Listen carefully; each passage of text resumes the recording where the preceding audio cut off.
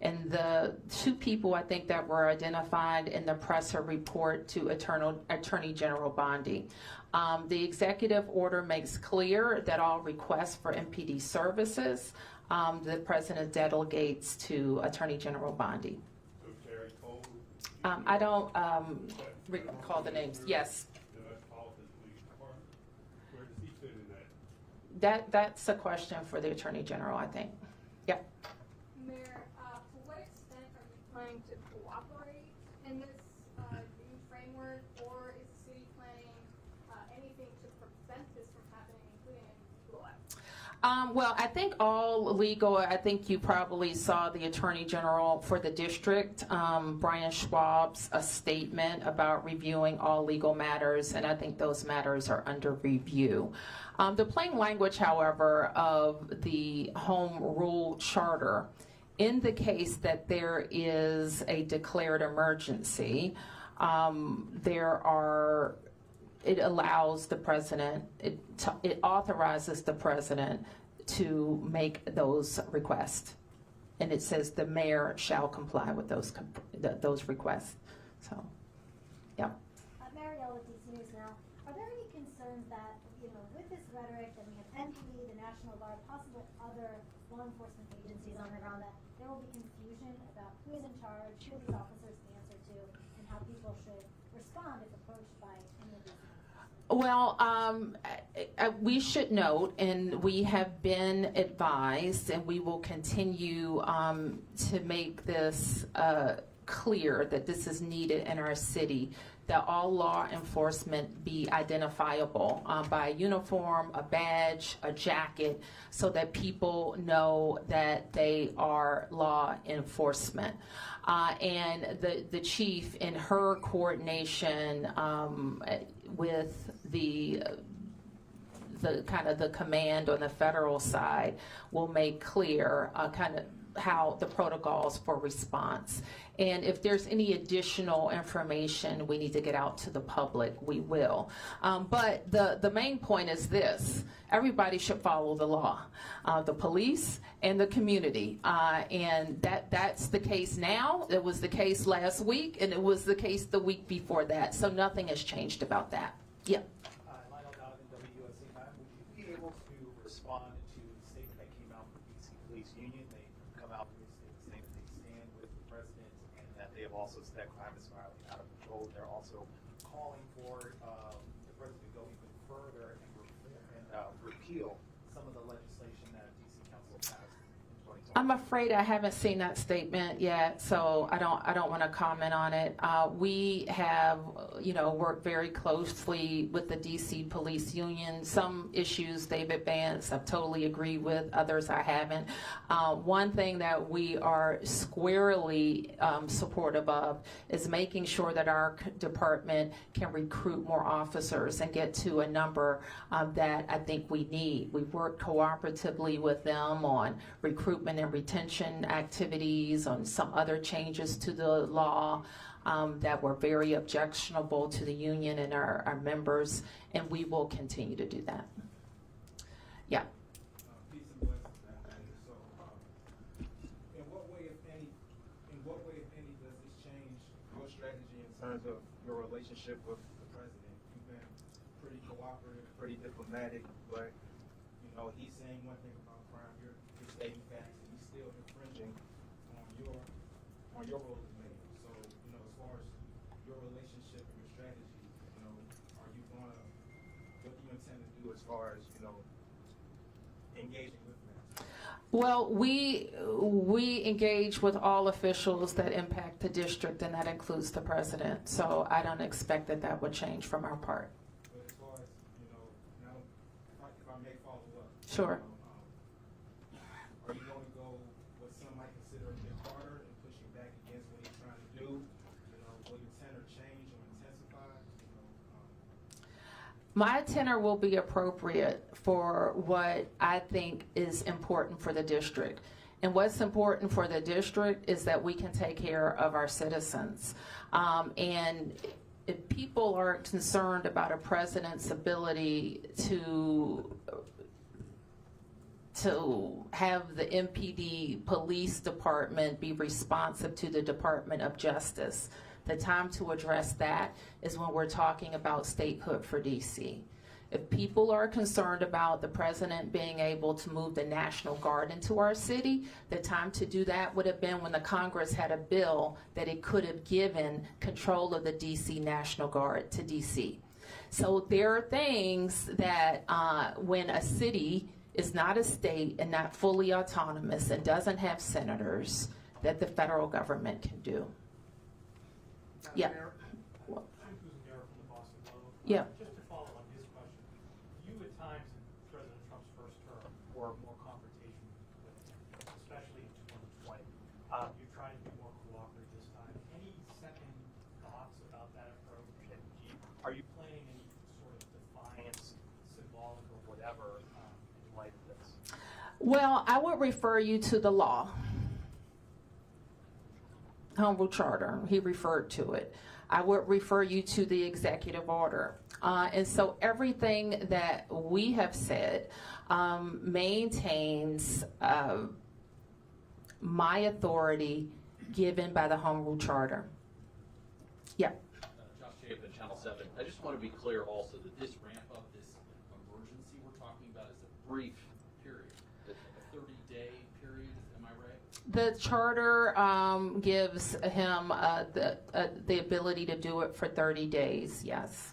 So that means cooperating with the, whatever he wants to do.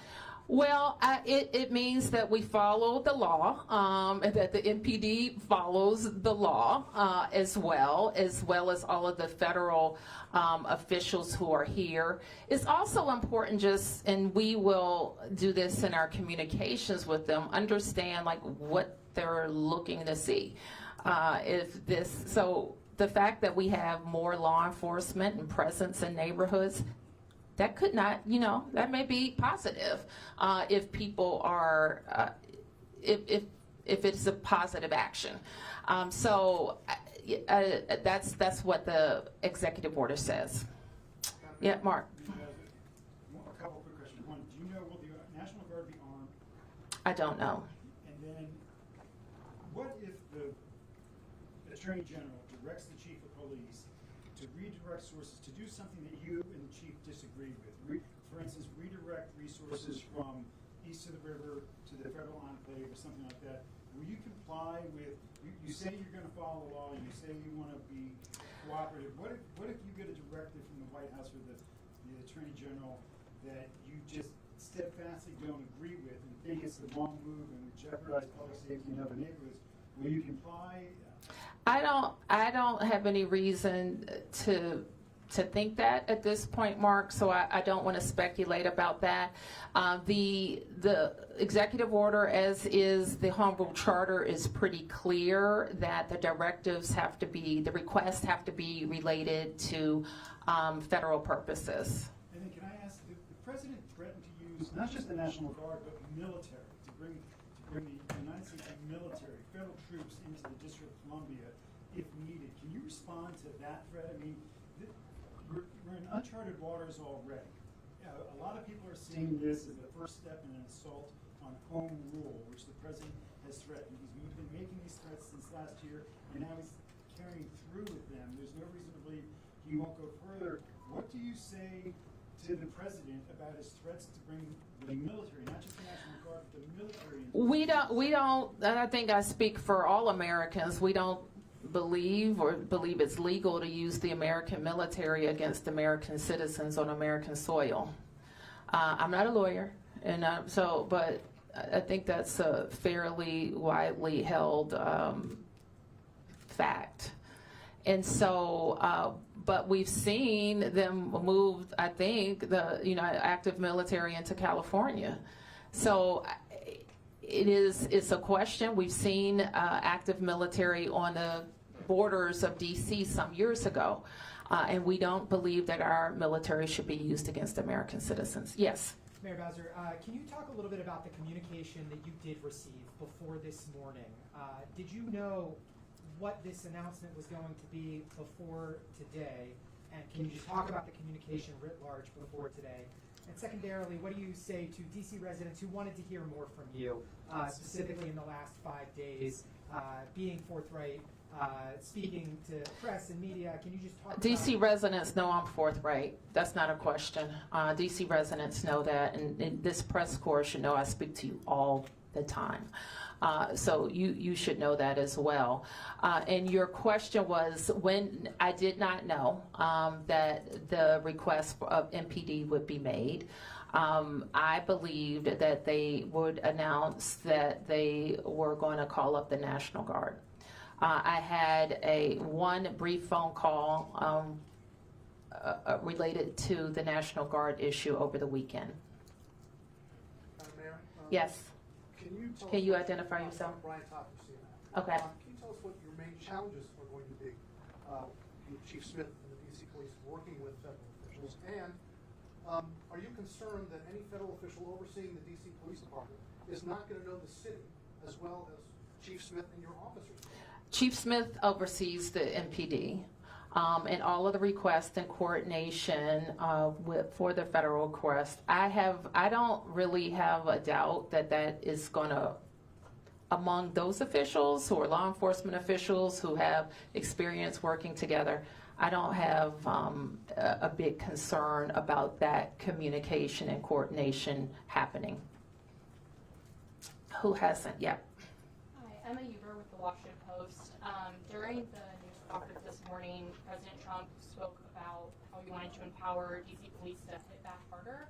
Are you aware of any changes in the works to MPD's use of force policies, and does that kind of rhetoric, how do you feel about that kind of rhetoric? Our police officers are highly professional, well-trained officers that we support with training throughout their careers. We're proud of where our department has come from in terms of their level of professionalism.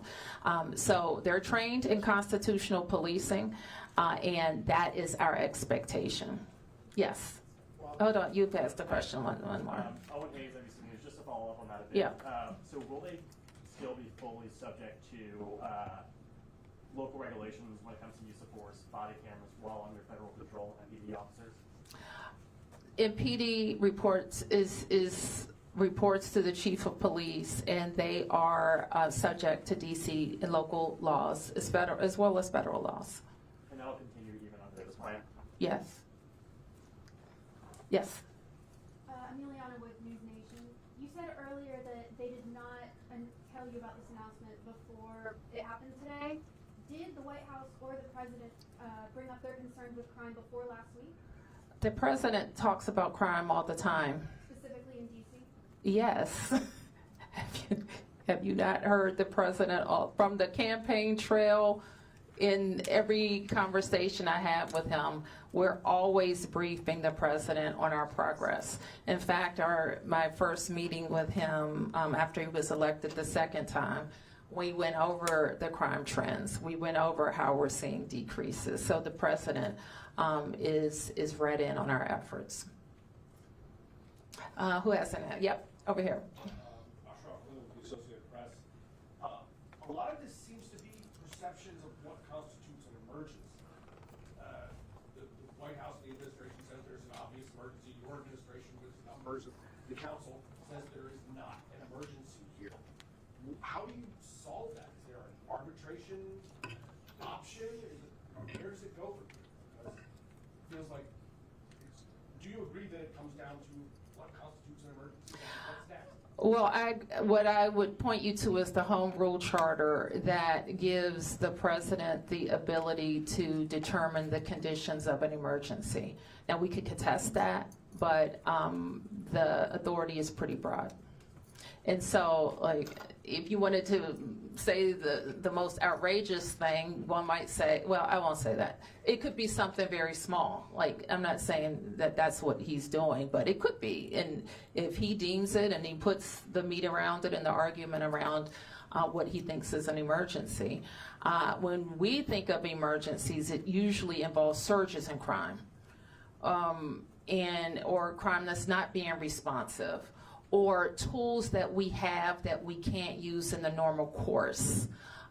That's what, when we use an emergency, that's what it's for. Yep. Over and out 9, ABC News National. Wanted to see if you could respond directly to some of what the president said this morning. Do you agree or have any thoughts on the picture he's painting? He said that there are, quote, bloodthirsty criminals, end quote, or roving mobs of wild youth, end quote. He also said that DC police can do whatever the hell they want, end quote. Are you okay with that? What does that mean? Do you have any response to him or the White House talking about the DC crime stats? I mean, I think I've already addressed all of those questions. Anything else? Yep. Scott Gelman with WTOP. You described, this morning was described as a federal takeover of MPD. It sounds like you're describing this as Chief Smith is still in charge and everything will run through the department. What will this look like on a day-to-day basis as it relates to what has transpired here? What can people expect to see? Is this an instance where you all work collaboratively for big events and this is something comparable to that? No, I don't, it's not like that. It's not like the special events task force where we work together. And I think I don't want to minimize what was said.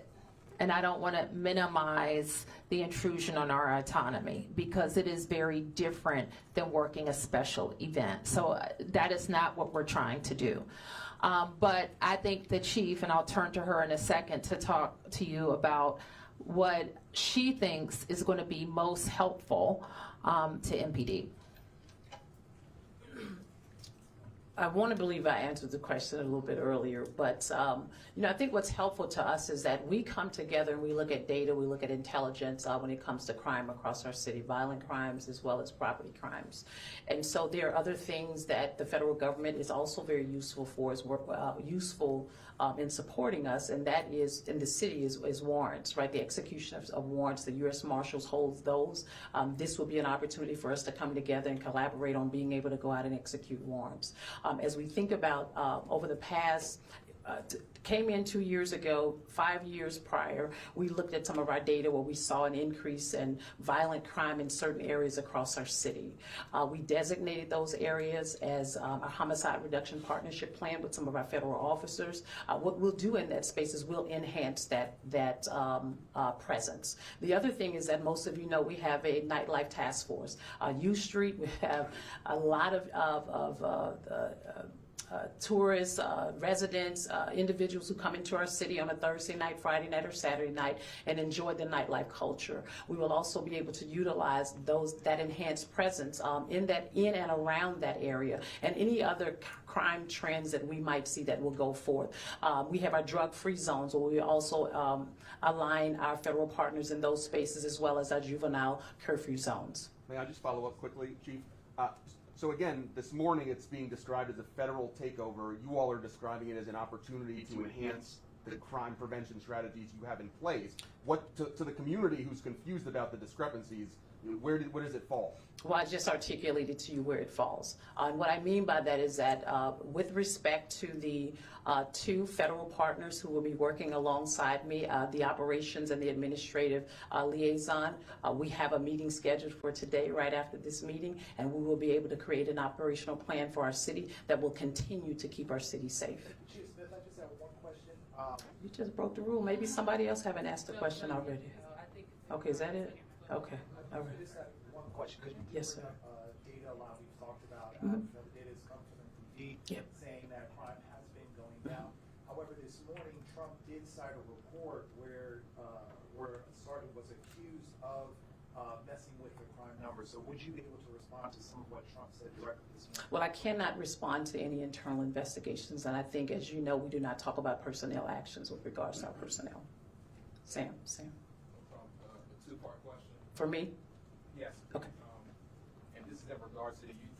What is your professional assessment of how MPD has handled the so-called youth takeovers? And I guess the second part of my question might be more appropriate for the mayor, but Well, can I ask the first question, then you can ask the mayor the second question. I think when it comes to the juveniles, and I've said this, I'm very passionate about young people who are going to do great things in our city, and we have a lot of young people who are moving in that trajectory and in that space. The problem is we have a small subset of young people who do not. And I've said to parents, you need to know where your children are.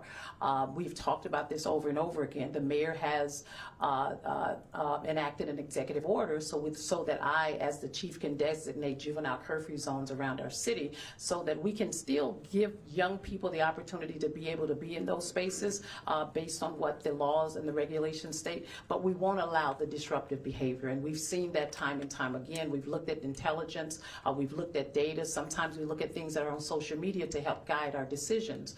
We want young people to be safe in our city. We want them to be able to enjoy the activities of our city, but we're not going to tolerate that kind of criminal activity that we've seen in the past. The juvenile curfew zone that was enacted, we've seen a decrease in our juvenile participation in those locations. Now, and Madam Mayor, Yes. if I may, how effective would it be to federalize crimes that you commit? Because I keep hearing that from the U.S. Attorney for D.C., but how effective would that be as a crime prevention strategy in your opinion? Well, I have had a pretty, we had a meeting with the U.S. Attorney for Janine Pirro last week, and she does have a lot of interest in juvenile crimes and how her office can be more engaged. What I committed to her then was having some conversations around the laws that she's concerned about with members of the council and seeing if there's any possibility of an omnibus to change that. With regard to who prosecutes or what crime she can prosecute, that's not a local law change. That would be a congressional change. So if I heard you correctly, in saying that you would embrace the change in those three laws? I have a position on at least 2 or 3 of those I can refer you to. I would, because I'm going to get them mixed up in my head right now, but I will be happy to share that with you. Okay, I'll take a few more. Yep. Mayor, and along with those laws that Sam was just talking about earlier today, we also heard a focus on DC's bail system, being a cashless bail system. Was that part of your discussion? It's the first time I ever heard that come up in a situation with DC. DC has had a no cash, whatever you call it, cashless bail, I think since the mid-90s. So that's not anything new to our system. We do, and you know, that I was very, very focused in the last 2 years on having the council pass laws that would allow judges to hold violent offenders, those accused of a violent offense, pre-trial. And I believe that provision has led to our very substantial decrease in shootings and homicides. Yeah. I wonder if you could specifically speak to some of the concerns that U.S. Attorney Pirro has raised about her perception of lenient sentencing for youth charged with violent crimes. Do you think that's an issue? And as she suggested, potentially charging in some instances prosecuting youth as adults, is that a potential solution, or do you agree with that? Well, the U.S. Attorney has the ability to prosecute youth for some crimes as adults. And I think she's interested in expanding that and possibly lowering the age. What I committed to her to do is look at all of the what's allowable in the law now, the types of crimes, working with the council, and working on some changes. So do you agree with her, though, that needs to be expanded, or do you think that is an helpful solution? I don't want to say right now, because that could mean a lot of things. We want to really analyze what we think would keep us safer, the link to crime. I will say this, and this is, some of you are new to covering us and covering these issues, but I have been in my tenure of service very pro accountability. Okay, I am an accountability mayor. If you commit a crime in the district with a gun, there has to be accountability, and that's if you are an adult or if you are a juvenile. I don't think we always have that accountability. I think what was missing from the press conference a little bit earlier, however, is what people also don't know about the district. Our prosecutors are not local, okay? They don't get elected by anybody here. They don't report to any of us. They are appointed by the president. We've also had a period of time where some of the very good police arrests that have been made were not prosecuted by the U.S. Attorney's Office. So the prosecution is a federal element. Judges are appointed by the President of the United States as well. And so those are not local judges. They don't report to any of us. So that is a part of the federal system. So anytime we talk about crime in the district, it is part local and part federal that can make changes. All right, I'll take just a few more. Mark. Mayor Bowser, the president made numerous threats about removing homeless encampments and dealing with people in the district who are experiencing homelessness. Can you talk about what preparations that you're making, that your administration is making to facilitate this and what this, have you had any of those conversations with the White House, what that's going to look like and where these people would go if they would be FD12 We really haven't gotten any more detail about the plan, about the words that he said. It wasn't referenced in the executive order that came down, so we're going to work. And I believe he had a previous executive order that also identified Attorney General Bondi as a point of contact as it relates to homelessness. And such. So we'll follow up with her. Okay, last two questions. Yes. I want to go back again to the Federal Commissioner of the Metropolitan Police Department. It sounds like the chief has described this person very cold as an advisor, as a liaison, as some. The president, people were saying that person, this Terry Cole, is going to be in charge of the police department. I can't really comment on that, Tom. I can only tell you what's in the executive order, and that's what controls. Yep. Will DMA just be coordinated with law enforcement? Can you identify yourself? Hi, I'm with Street Sense Media. Okay. What's your name? Maddie Kessler. Okay. Thanks, Maddie. Yeah. Will DMA just be coordinating with law enforcement when it comes to increasing academic clearings to disaster for? And then if AG Bondi directs local law enforcement to arrest people experiencing homelessness out of DC, will Chief Smith comply? Well, let me just say what MPD needs to be focused on, and it's violent crime. We simply, like our force, when the chief deploys every day and every night, is focused on people who are committing crimes in the district. So I'll leave it at that. Mayor, one more if I could. Okay. You testified to Congress after the 2020 racial justice protests when there was concern that Trump might take control over MPD at that time, that would be a complete disaster, that you were worried that you're going to lose control of the city. Can you reflect on this moment today? Do you feel that you're at risk of losing control of the city? Are you worried this is going to be a complete disaster? I'm going to work every day to make sure it's not a complete disaster. Let me put it that way. And I think that with Chief Smith's leadership and her expertise in both the federal space and the local space, we are going to do our level best to maintain, as the chief talked about, to maintain the trust that DC residents have in us. What could be a disaster is if we lose communities who won't call the police. That could be a disaster. What will be a disaster if communities won't talk to the police if a crime has been committed and could help solve that crime. That could be a disaster. It would be a disaster if people who aren't committing crimes are antagonized into committing crimes. That would be a disaster. So we're going to work every day to get this emergency put to an end. I'll call it the so-called emergency, and continue to do our work. And at the same time, make sure that if these are like the law enforcement officers who are called, they're leaving their homes, their towns, maybe doing double shifts.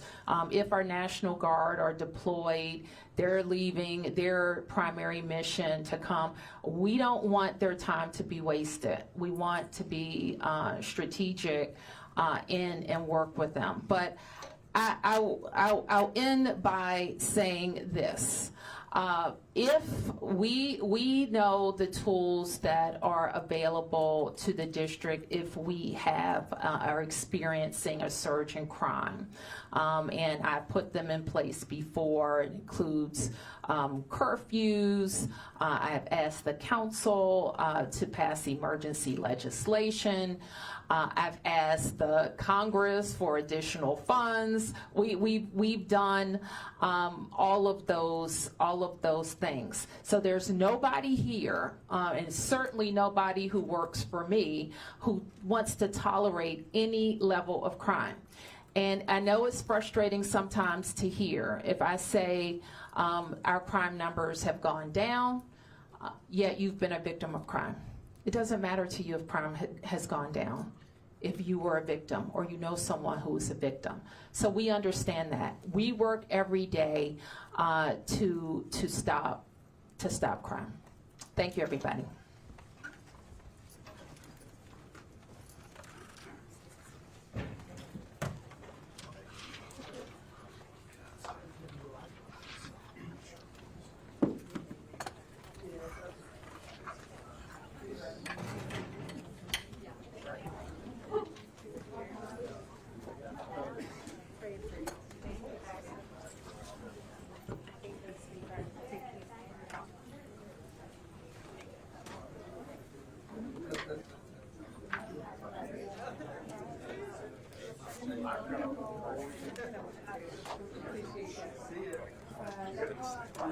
Thanks for coming. See you later. Go on a drink.